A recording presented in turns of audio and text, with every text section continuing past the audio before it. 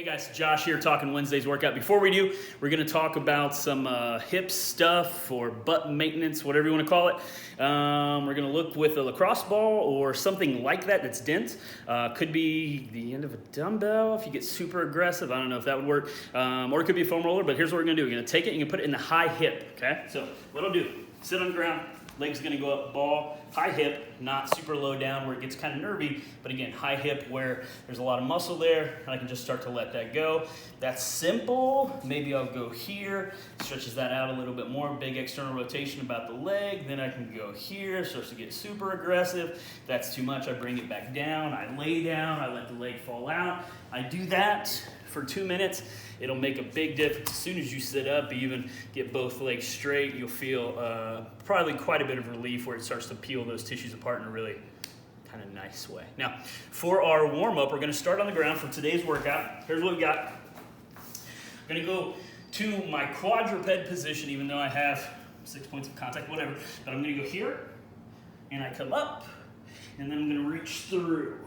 And then I come back, and then I'm going to reach through. And you can tell I'm bending that elbow on the side. That's totally fine. Again, up. I'm going to reach through. I'm going to try to keep those positions. I'm going to do 10 total, 5 on the right, 5 on the left. Okay? Now, my next position I'm going to get into, I'm going to go with a cradle to start. So we'll see how the balance is. Cradle. Same legs up. Touch. Good so far. Now the next one. Cradle. Touch. 10 total reps on that. Okay. Now my last piece, I'm going to go into squat stance all the way down to the bottom. I'm going to crawl into this position and then open and then open and then back, hips stay low, and then I'm going to stand all the way up, and that is going to be for 10 total reps there. I'll do that warm up unless coach calls otherwise 3 times through. Now, when we get to our strength component, we're going to do a goblet squat. We're going to do it tempo style. So if you look at how this is set up, it's a 4, then a comma, then a 4, then an X, and a 0. So we're going to talk through kind of why, but the big reason why the tempo.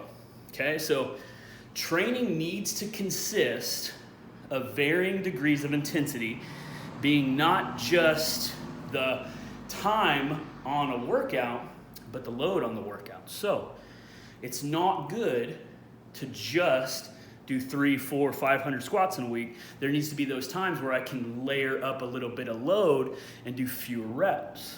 That's how we stay healthy. But let's say we don't have a squat rack. Let's say we don't have a barbell. So the way to make lightweight, no weight, feel really heavy, the way to be able to help and heal and strengthen those tendons is to slow down the rep, is to make the rep take longer, is to add tempo. Okay, so I need to find something for a goblet. I'm going to use my trusty 14-pound basketball medicine. I don't know what it is, but we're going to use this for my goblet tempo squat. So I get into a split squat stance. So that looks like my lunge, okay? It's not a tightrope. I give myself some sort of distance, okay? Now, I count 4 on the way down. So it's 1, 1,000, 2, 1,000, 3, 1,000, 4. I'm almost touching 1, 1,000, 2, 1,000, 3, 1,000, 4. Then I come up explosive, hence the X. Then I don't hold the top. I just go right back down. 2,000, 3,000, so on and so forth, okay?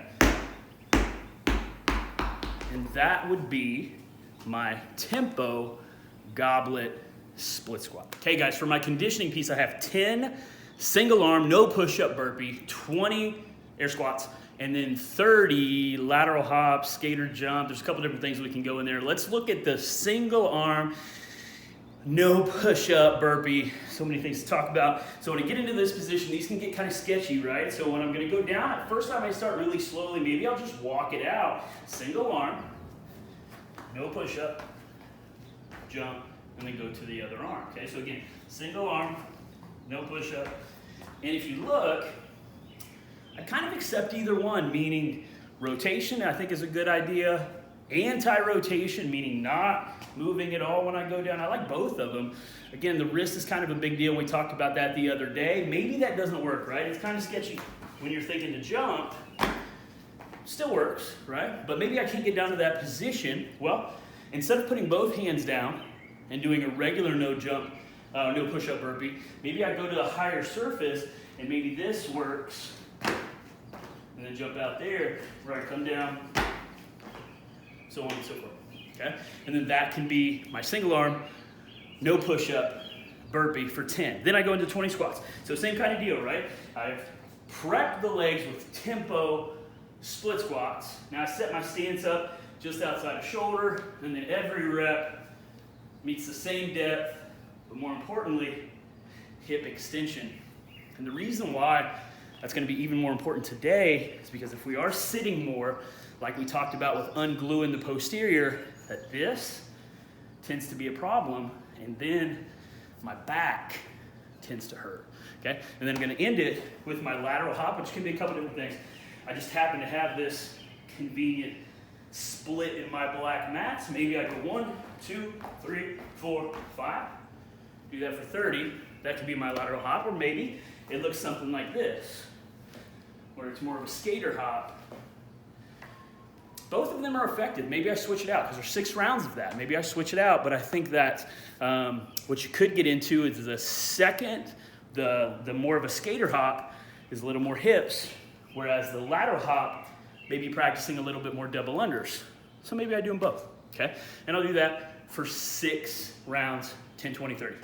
So for my cool down, I'm gonna start out with the child's pose. So super simple. I get into this position, but I'm gonna want to be able to switch over to Cobra, and I really wanna be able to go into a big rounded back and then an arched back, right? So I'm gonna go here, so my back is rounded. Then I'm gonna go really round my back and then go into an arched back, and I squeeze my glutes on this component, and this is gonna be my cool down. Then I try to pass it back that same way, so on and so forth. And I'm gonna pass through that until I feel like I've made change, until I feel like I've pushed oxygenated blood through, kind of cleaning up the lymphatics, all of the things that everybody talks about. Thanks, guys.